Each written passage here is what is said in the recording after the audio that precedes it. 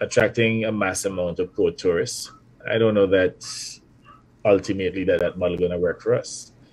All that will happen is that these property owners, they will drive down the rates of pay, and those who work in the tourism sector, they will not make enough money. They will not be able to even support a mortgage, support This is schooling the children, NTK and so on. Newsroom.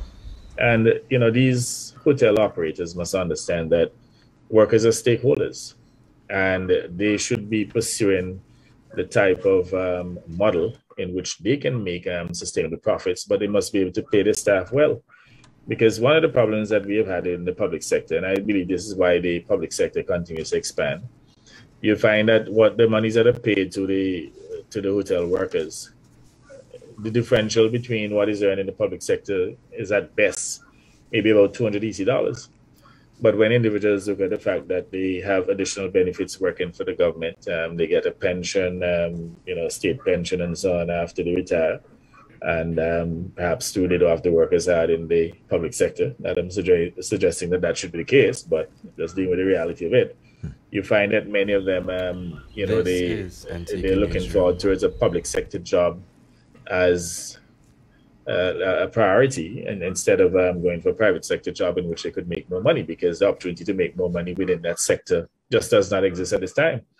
And it's interesting that after several decades in this business, that the real return, the salaries and wages that are paid now, if anything, they're probably lower. If you have to adjust for inflation and so on, and you look at the purchasing power today, they're probably less than what individuals earned several decades ago, and that cannot be acceptable. So for hotel operators to continue to tell us, well, we must compete with the Dominican Republic and so on, and that we need to drive down salaries and wages, utter nonsense.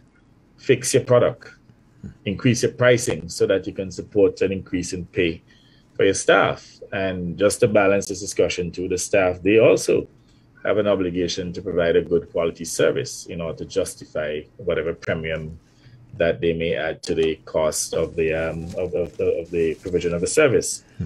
So again, that's an issue that we have to address, and what we're seeking to do at the macroeconomic level is to attract more high-end tourism products, high-end tourism accommodation in order to increase the yield. And that is why, properties like Jumbie Bay, Mill Reef Club, Windward Beach, and now PLH in Barbuda are so important because, the opportunities that are created at those properties are significantly better than the mass low-end all-inclusive hotel products that we've been operating.